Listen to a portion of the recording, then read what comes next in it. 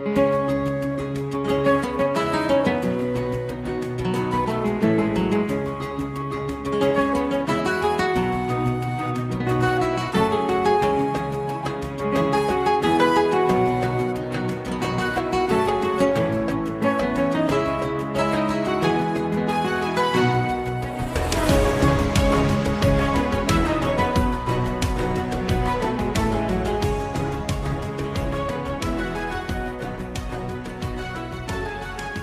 and welcome to today's episode of A Slice of Medieval. We have a real treat today and someone I have been really looking forward to meeting.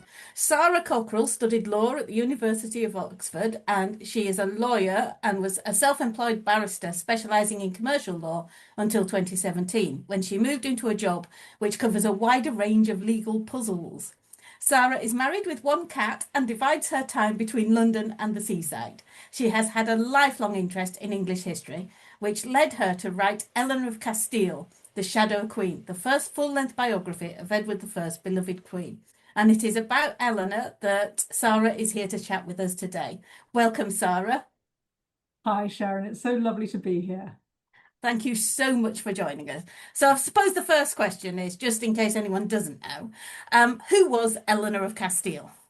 Well, you say just in case anyone doesn't know. I think Eleanor is one of those people that a lot of people kind of slightly think to themselves now, which one was that? And the best they can generally do is to say, oh yes, she was Edward I's really beloved wife. She is the Eleanor Crosses. And that is true, but that really just looks at Eleanor backwards. Eleanor was a ferociously intelligent, brilliant, enthusiastic, energetic, medieval queen. She was the daughter of a saint and military hero. She was, in my view, one of the powers behind the throne of Edward I. She was his soulmate, and they enjoyed the most incredible life together. She died tragically young. When I was writing about her, I was a little bit younger than her. Now that I'm nearly a decade older than she was when she died, I think it's even more tragic that she died when she was 49. She had this incredible marriage to Edward, and the Eleanor Crosses are a genuine, as we'll discuss, sort of memento of their life together. And let me just get this one out of the way. The other thing that people think they know about Eleanor of Castile is that when she and Edward were on crusade, Eleanor sucked the poison from the wound that Edward suffered at the hands of an assassin. Sorry, that one isn't true. There's lots to know about Eleanor, but that's not it. I was thinking of putting a question in about that, and then I thought, no, I'm sure it will come up anyway. One of my personal bugbears, that is Charing Cross. Yeah. Well, as soon as you go into medieval history, it's full of myths, and some of them just are impossible to shift. Absolutely. I've tried, and it's just very difficult. Yeah. So Eleanor and Edward, they met when they were very young, and they married when they were very young, in their early teens, I think. Was it a love match from the start? Did they hit it off?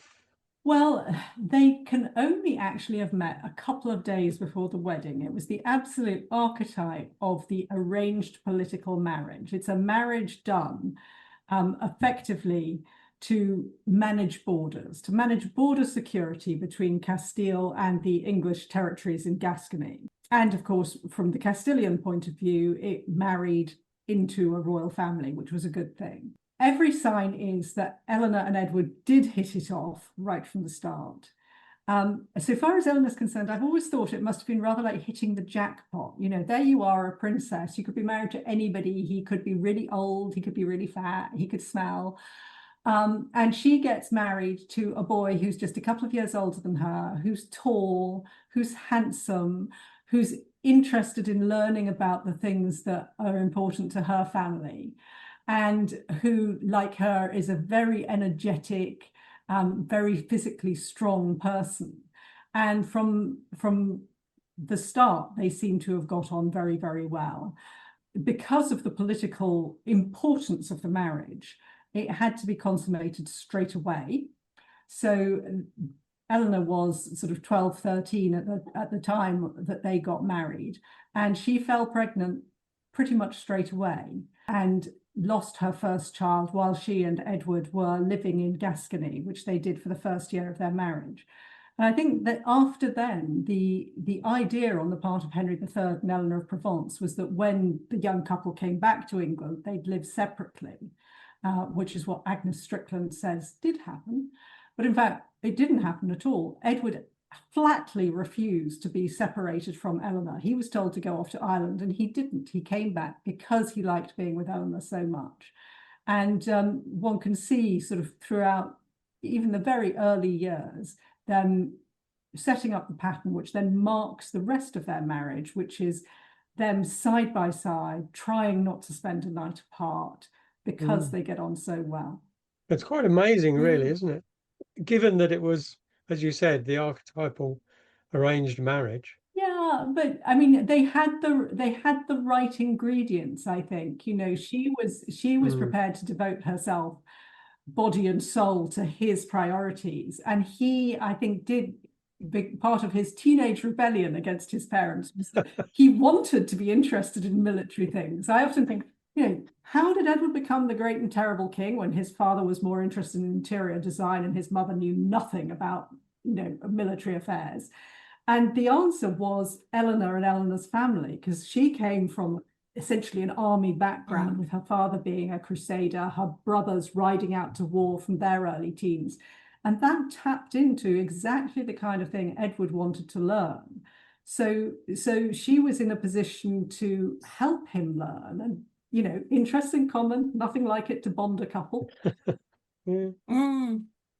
But I'm just thinking about, like you said, Eleanor got pregnant very quickly and lost her first child. And I do remember with at least one of her daughters, she prevented her marrying. Yes. About the same age that Eleanor married. Yeah. And I wonder if she had that in the back of her head, that she didn't want her daughter to go through that grief so early. It's a really good point. And it's one of those rare coincidences where Eleanor of Castile and Eleanor of Provence actually agreed about something. Yes. They joined together to beg Edward not to send the daughter. However, I'm not entirely convinced about this, because there were kind of good political reasons at the time to stop or to put the brakes on the marriage. So it has always, to me, slightly had the flavour of a staged intervention where Edward could say, oh, well, you know, my women folk are saying, please don't send her away. And of course, Edward was rather more soft-hearted about his children than Eleanor, I think. And he later demonstrated a great reluctance to send his daughters away. So, yes, I wasn't convinced that it was her sense of trauma, though I'm sure that both she and Eleanor of Provence would have acknowledged that it's difficult, and if there are political reasons as well why she shouldn't go, then yeah, let's stage an intervention. Yeah, because then we can also say, you know, it's for the health of the child, rather than highlight the political reasons that we don't quite want to do it yet. Yeah, rather than, I'm sorry, you are politically toxic at the moment. Yes. Yes, the Pope doesn't like you, I seem to think it was, wasn't it? Yeah, quite. Now, the one thing that was a big part of Henry III's reign, and I think a big influence on Edward's outlook in life as a king, was the Second Barons' War, which was when Simon de Montfort tried to curb the powers of Henry III and basically set himself up as an alternative ruler.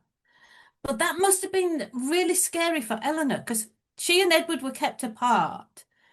And she was pregnant through some of it as well, wasn't she? Absolutely. I mean, there's all sorts of interesting bits in the Barons' War as far as Eleanor is concerned. One is that one can pretty much trace one of her pregnancies to Edward having sort of taken French leave from being with the troops and dashed home to her in order to sort of bid her farewell before he went into battle. And he was supposed to be in Oxford and she was somewhere else, and she falls pregnant. And he'd done this sort of nighttime flight to see her for a night or so. So there is that whole eve of battle, I could lose my husband thing.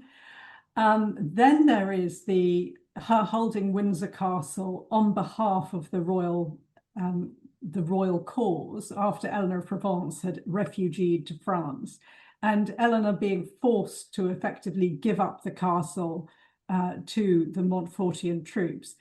And then Edward is captured after Lewis.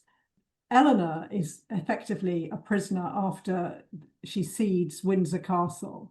And so both of them are in considerable danger and discomfort. I mean, Edward, it's not known whether he will be executed or not. For her, she had just managed to get some financial security of her own. She'd managed to get some properties. All of those are taken from her. She's left with a baby and pregnant again with no money. And one can see that at one point during this period of time, she ends up borrowing from her, I think, tailor, but certainly one of the people she does business with, and B, from a lovely chap called Hugh Despenser. Always a good idea to get in debt to the Despensers. And I always think it's very funny that later in life, Eleanor really legs over the Despensers in a property transaction. So she, I think, you were asking how did she cope? I mean, firstly, she coped by fighting. She coped by staying as close to Edward as she possibly could.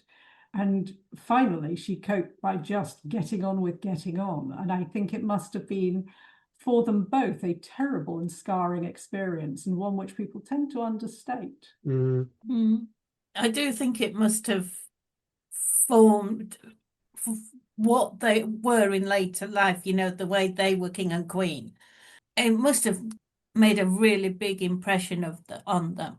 I mean, they lost one of their daughters died during that period as well, didn't she? Oh, yeah. And I was trying to work out whether Edward was able to go to the funeral and things like that, or be with her when the baby girl was dying. And it's like having to face this all on your own. Yeah, absolutely. And not knowing what the future held as well. Yeah, and surrounded by people who are essentially hostile to you. I mean, it was a hostage situation. Yeah. And sort of double hostage situation, because she was hostage and you know, her children were getting ill, and all she had her hopeless father-in-law, who's very sweet but not exactly the world's most dynamic man, and she doesn't know what's happening to her husband. And if her husband dies, she's in a foreign country, surrounded by hostile people, you know, absolutely terrible. It's one of those things that when people look at events generally, but medieval history in particular, they tend to forget that the people they're dealing with are human beings, and they have feelings, and experiences do scar them at times. And so when we read about the history, we say, oh, well, the Second Barons, well, that was over then. But it wasn't over for them, because they'll always carry those effects with them. Absolutely. And I think there's a great tendency to read back from the kind of headline stories and imagine that the people were the same when they were younger. So, you know, Eleanor of Aquitaine, there was this tendency to read back and assume she was a kind of feminist icon as a child. And for Edward, there is this sort of, he's a great and terrible king. He was always a great and terrible king, and they had this glorious reign, and the Barons' War just happened exactly as you say. Whereas in fact, what builds to an extent Edward's implacability and Eleanor's extraordinarily hard-nosed business dealings, she could never have enough financial security, is having been without a penny. And I always think it's probably quite significant that they chose to call their first son John. Yes. Yes, that's one of the arguments I've ended up getting joining in on Twitter or Threads or something. Oh, there's, you know, John is considered a bad luck name. There was no king after John, no royal named their child John. It's like Edward the First did, Edward the Second did, Edward the Third did. Yeah. It was they actually did carry on with John's. So yeah, and I do think the impression that the Barons' War must have made on Edward, because he was enamored of Simon de Montfort at first, you know, and then Simon basically betrayed him and his dad by leading the baronial rebellion.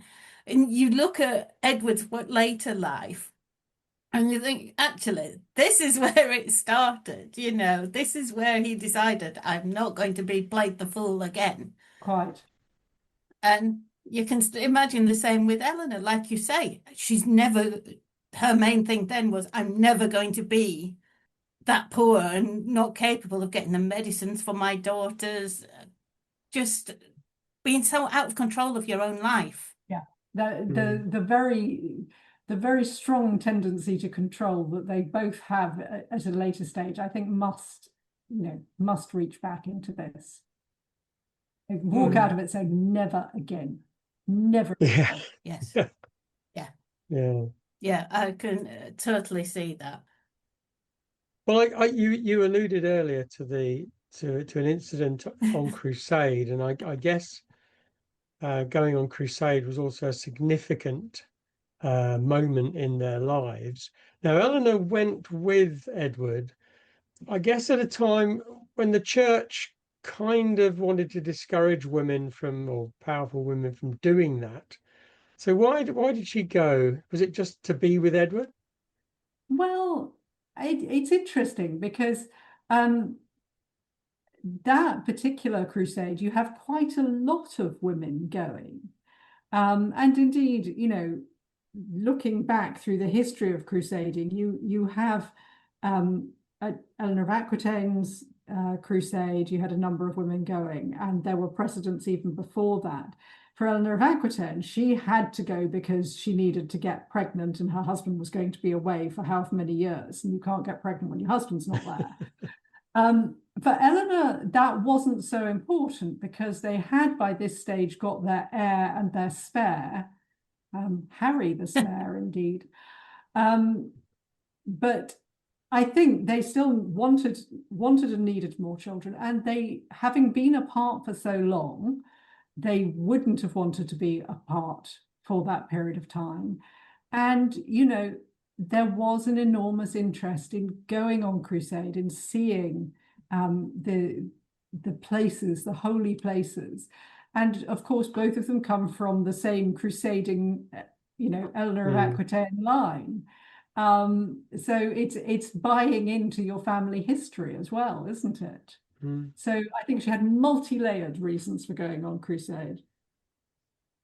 I only discovered also that it wasn't just Edward and Eleanor. No. Edward's brother, went, and Edward's brother-in-law, John of Brittany. So it was a family excursion.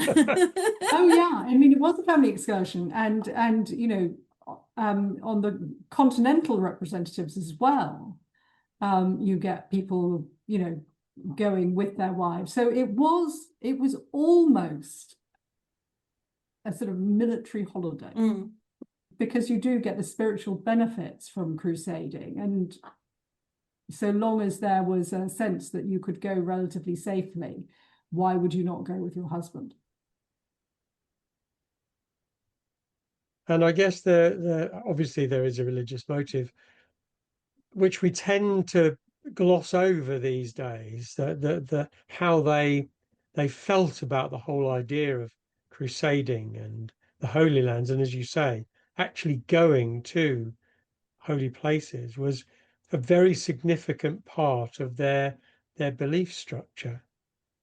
Absolutely, because religion imbued everything. Eleanor studied religion very seriously. She read theological texts. She got into discussions with the Archbishop of Canterbury about particular religious doctrines. And, she was educated by the Dominicans. For her, there would have been a huge amount of religious belief involved in it, and a great desire to see everything you've read and studied and thought and prayed about. And of course, by this point, it's not like the very early Crusades where the sort of the trader cities have not yet built up that are the focus of the Western interest. You've got places like Acre that people can go and basically live a relatively nice life at this point. So it's not as risky as it was perceived even when Eleanor of Aquitaine went. And it wasn't the world's most successful crusade, but they did have a very close relationship with the religious faction who went with them, including somebody who went on to become Pope and who they visited on the way back. And then they did visit a number of important sites and see a number of significant things. And Edward did manage to negotiate a valuable truce, which enabled trade at least to continue to go forward, even if they got no closer to Jerusalem. And they were still young. It's an adventure, isn't it? Yeah.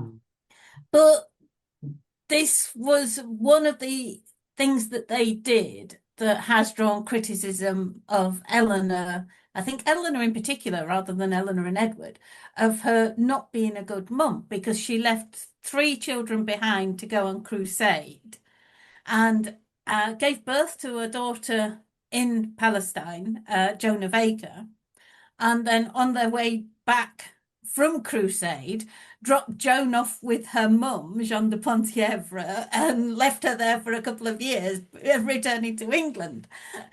So does that mean she was a bad mum? I mean, there's the idea that she made sure that she had a distance between her children so that she wasn't damaged too much by grief when she lost them and things like that. What do you think her relationship with her children was?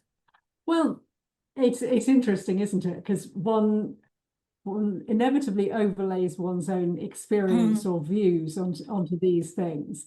I mean, I always, as somebody who is child-free, I always see Eleanor as somebody who was very focused on her relationship with her husband and would very possibly not have had nearly as many children if she had had the choice, which of course she didn't, because she and Edward liked to have a very physical relationship, and in those days that kind of meant if you were fertile you had a lot of children, as she did.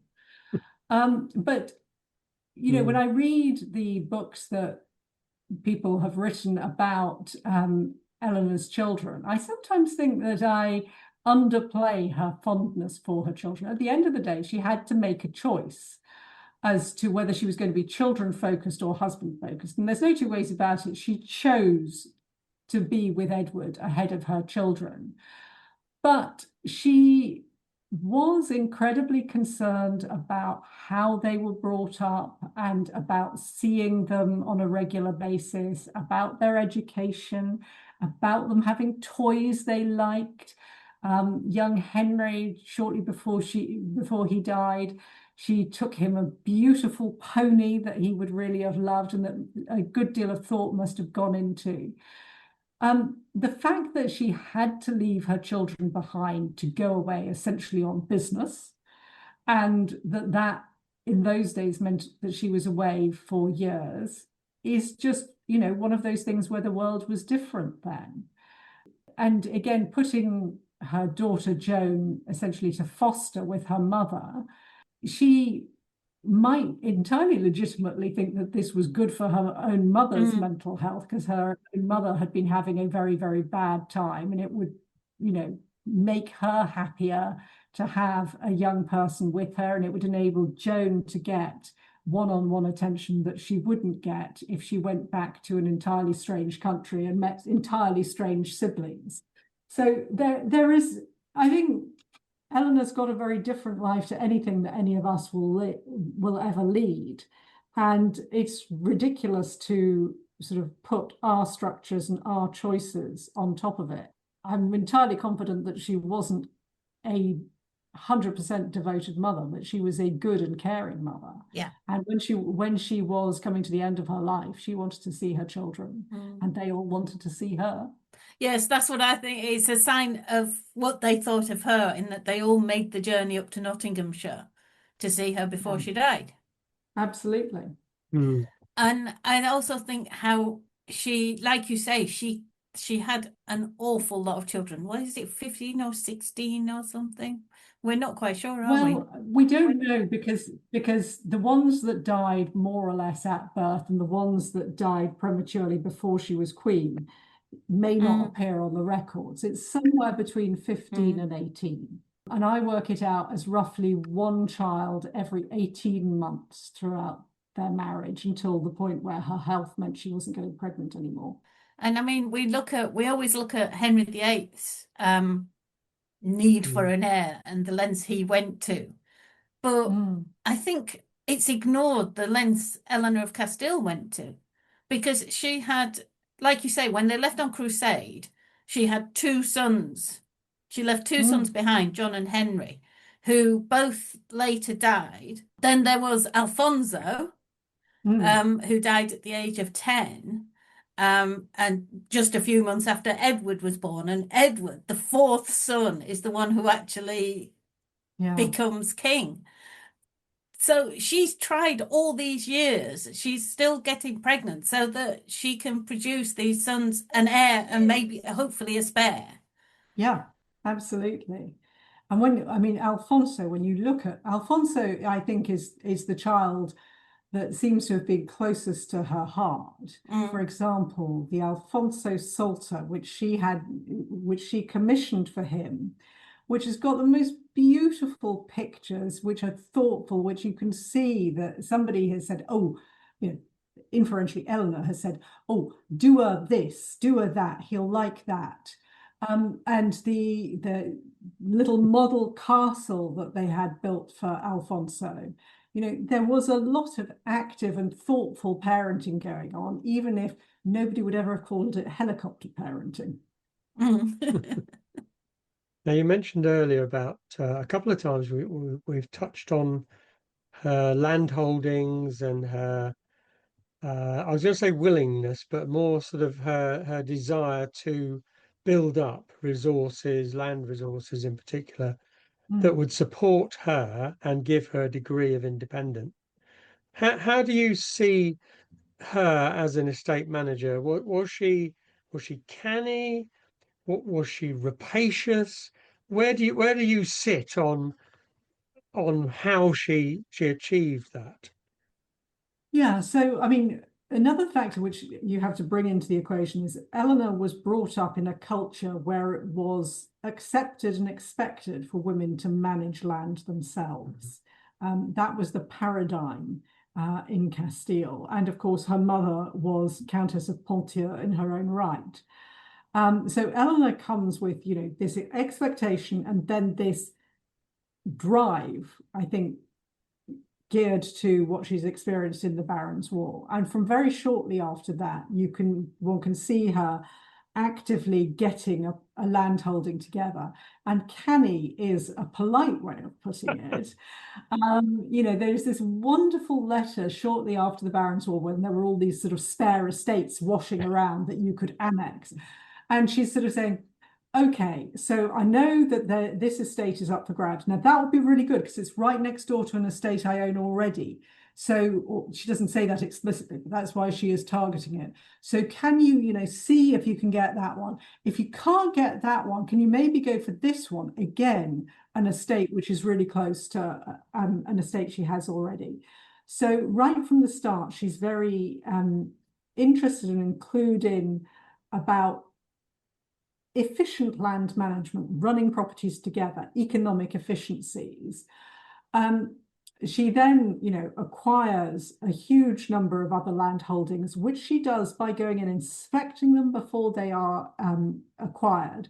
When you follow Edward's itinerary, quite a lot of it can be related into Eleanor's land acquisitions, and you see them going places where there are estates which Eleanor later acquires, all of which estates will tend to sit next to something she has already.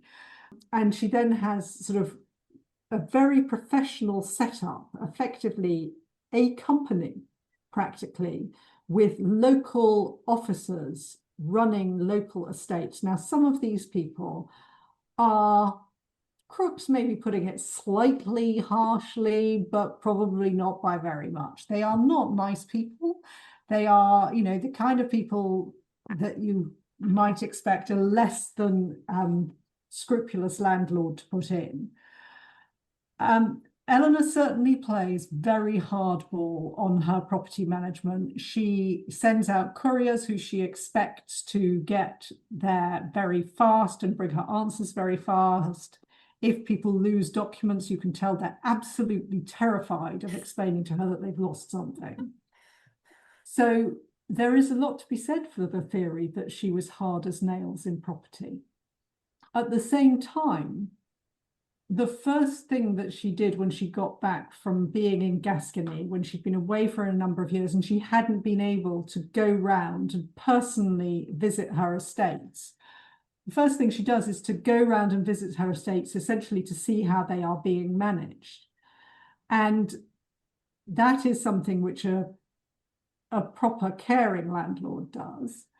When she dies, she specifically says to Edward, I want a proper inquest into the running of my properties. And that gives people the opportunity to say what's been going wrong. And some people were compensated as a result of that.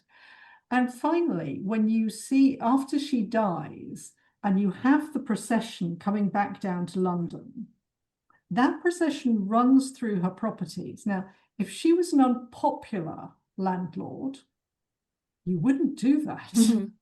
You really wouldn't. You take the procession away from her properties, because otherwise people would throw eggs at it. And you see, throughout her visits to her properties, people coming out and bringing her unsolicited little gifts. And we know that a number of people who were associated with her as tenants, actually paid to have remembrance of her. So hardball, but probably just the right side of the line. Yeah, I mean, at the time, I guess, and Sharon and I have come across this quite a lot in the medieval period, women who asserted their rights and women who fought for what they wanted were often criticised at the time because they trod on a lot of people that regarded women as perhaps shouldn't be involved in such things. And I think she was criticised at the time, wasn't she? She was criticised at the time. And so the one that is really well known is the little ditty that did the rounds at court. The king would like to get our gold, the queen our manners fair to hold. Now, that does portray her as somewhat rapacious, but you have to bear in mind that this is essentially like a joke coming from somebody close to them. And there is absolutely no sign of any offence being taken at this being the joke. You do get Archbishop Petcham criticising her, but, he's the Archbishop of Canterbury. He comes from a different religious background to her. So he's a Franciscan. She was educated by the Dominicans. They have entirely different views on the kinds of money structures that she uses to acquire and run her properties. And, Eleanor does have form for being pretty rough with men in power, actually. She gave them the rough side of her tongue. There is a wonderful letter from Robert Burnell to another bishop saying, for God's sake, don't go to Eleanor with this one, go to her through me, otherwise you'll be in all sorts of trouble. And there's no two ways about it that Eleanor could play really hardball, but I think the evidence suggests she tended to play hardball with people who were in a position to fight back to some extent, and not with her tenants. So she was basically protecting her own interests. She was protecting her own interests in the way that a male landowner holder would do without any hesitation, and for which he would get no criticism. And as I said to Peter earlier, to Derek earlier, not much has changed, actually. You say that this is the paradigm for medieval world, but we're still finding this, in Harvard studies, that women are more criticized for active management than men are. Yes. seems to be worse actually these days, but Yeah. sign of the times, Yeah. I fear.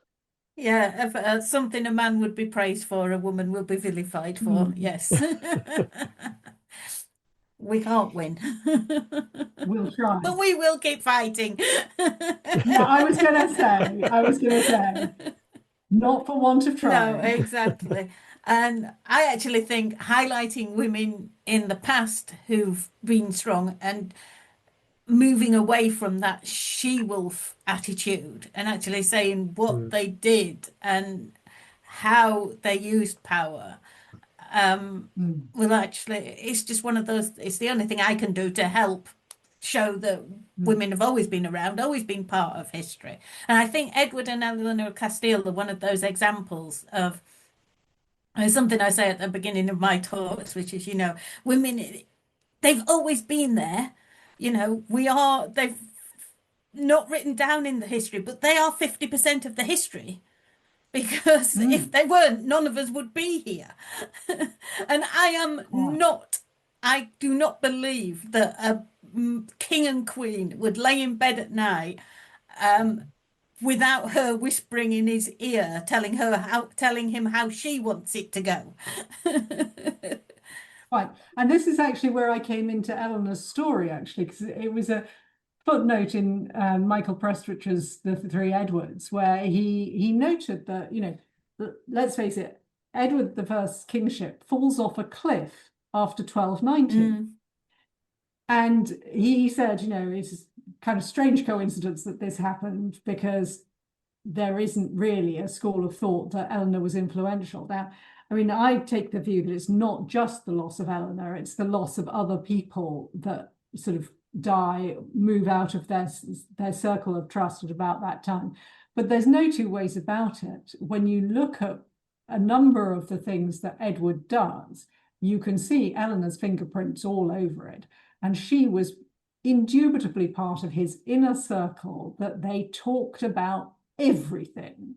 And okay, so her main department was finance, getting money coming in, which she lent him £1,000 at one point because his father has basically bankrupted the crown. Okay, fine. You do property, you do finance, I'll do military, we'll work together on other things. And that's essentially the way it worked. There was no team Edward and team Eleanor. It was, it was team them. Team Edina. Yes. Eleanor being independently wealthy was going to be helpful to Edward because in order for Edward to get money, he had to tax the population and things like that. Using Eleanor's money is a way of getting money without actually having to go to Parliament and say, I want to raise another tax. It's helping each other. Exactly. So what do you think were Eleanor's greatest strengths? Well, I could go on for a long time here. I think I see Eleanor as a really quite modern alpha female. And I have to tell you that in my professional life, when I hit a wall and I need something to kind of get me going again, I think, what would Eleanor do? She kind of is my feminist icon. I mean, her strengths, she was intellectually brilliant. She had one of the only sort of publishing houses in Europe at the time. She commissioned important works, both of theology, fiction, history, the lot. She was a brilliant businesswoman, incredibly driven, dynamic, vital. She also knew how to have a good time. And let us not forget those occasions when she and Edward partied until the floor collapsed. She really seized the day. She had more interests than her role would really technically allow her to pursue, but she wasn't going to let that get in her way. She gave the country a huge number of heirs or potential heirs, which was her technical job. She then did the whole thing of helping to put the crown on an even footing. She helped her husband in all the ways she could, and she maintained a brilliant fun-loving, loving relationship with him. I mean, the word I always think of when I think of her is vibrant. And that is such a lovely idea, that somebody with so many challenges still remains so vibrant, so engaged, and so much fun. Yeah, that's brilliant. I also think she's not, it must have been good for Edward that she wasn't this fragile flower that needed protecting. You know, she could go to the Holy Land with him. She could go into, you know, he goes to war in Wales. She's heavily pregnant and she just tags along and gives birth in a castle that's still being built. Yeah. And when you look at the way that they traveled the country as well as internationally together, they were always on the move, and it made them a far more visible royal couple across the nation, I think, than had ever been seen. Because they didn't just, you know, most monarchs have a little sort of circle of places they like to go. Because she was managing property interests all over the place and they went everywhere, they were seen and interacted with and appreciated in a way that hadn't been seen before. But that did involve huge physical challenges, and the distances that they went every day are really quite striking. And on a couple of occasions, Eleanor, heavily pregnant, is sort of rushing back from the north of England to London, and you're thinking, gosh, you know, I was impressed before, I'm really impressed now. Yeah. So I'm going to put an extra question in here because I think this is a good place to put it. So your first biography was Eleanor of Castile. So then you decided you'd do one on Eleanor of Aquitaine. Which is your favourite? Oh, that's an impossible question.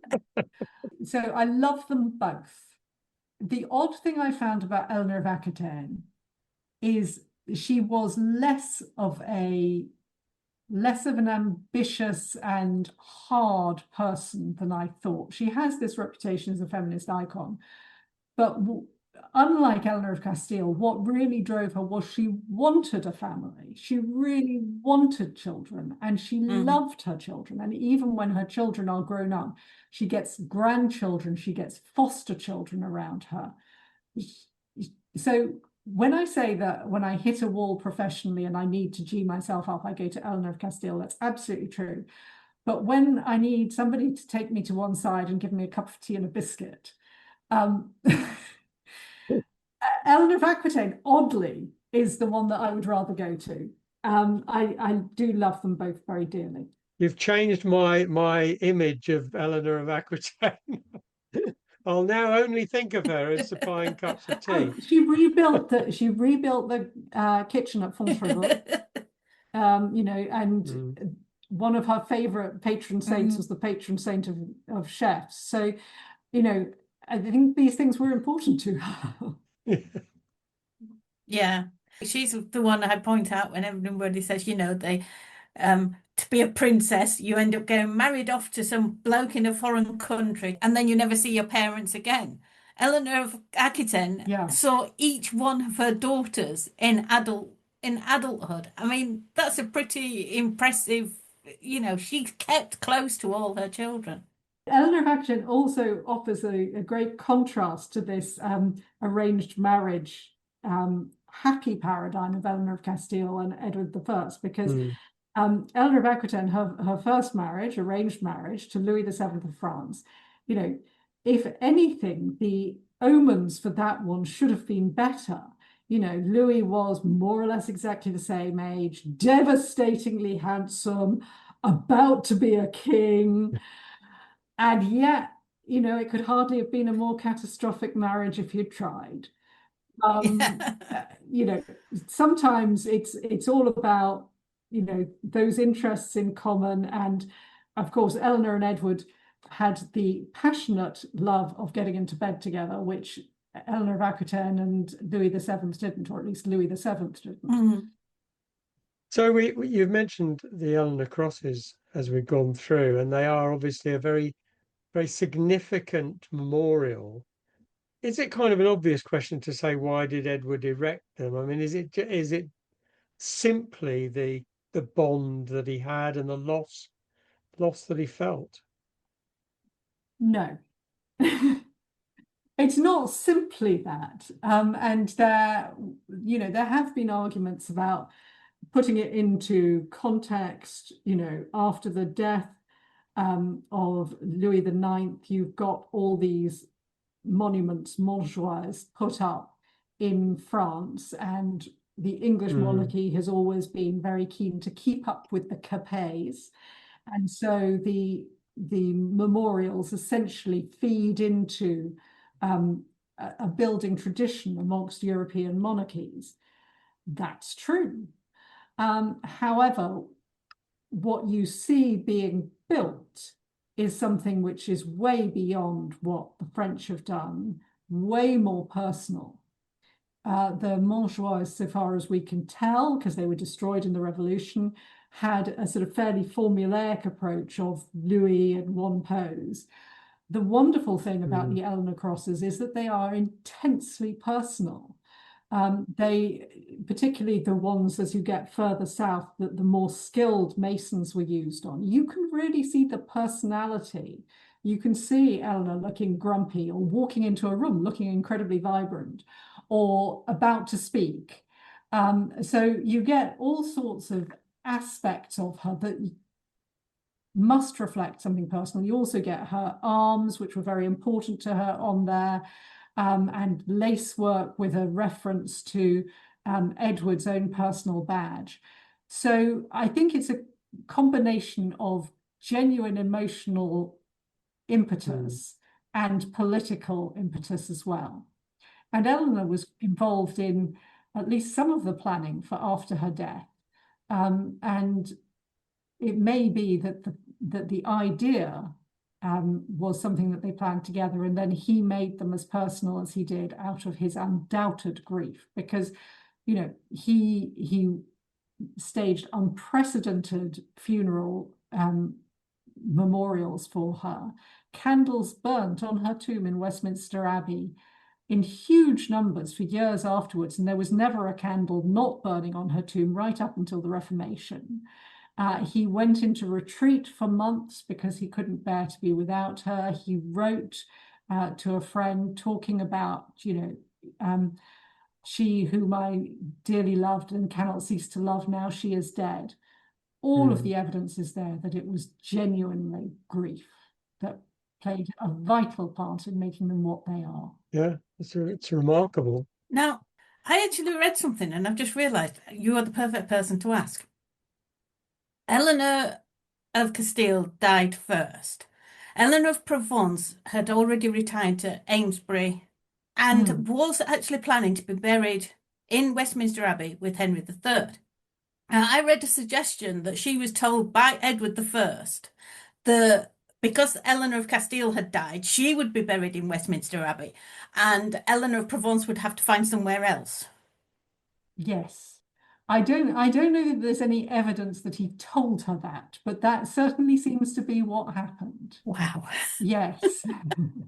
It's like, Mum, you can't be buried with Dad because my wife's died and she's going in there, and I'm not having two Eleanors, because Eleanor of Provence was, I think he expected she would be going very soon. Well, I mean, she did within months, Yeah. of course, didn't she? Yes. And, the two of them, I think, I suspect there was an element of, Eleanor would not lie quiet in her grave if she was put that close to Eleanor of Provence. Because they never got on. Yeah. I mean, right up to the point where Eleanor of Castile is dying and she wants her children brought to her, and Eleanor of Provence is saying, "Oh, I think it's a terribly bad idea. The air in the north, it'll kill them all." And I can just imagine that really left quite a bad taste in the mouth. Yes. Wow. Oh, I'm glad I asked that. I'm glad I double checked that, because I was like thinking, oh wow.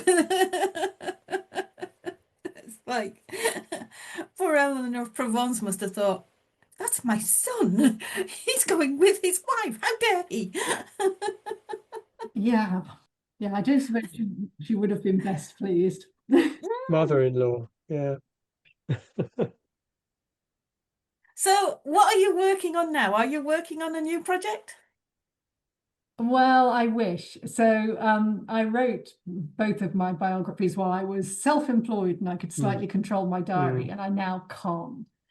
I have just signed a contract to write an update of the legal book that I wrote many years ago. I do sort of think about various things. King John is out there for me one day, I'm sure.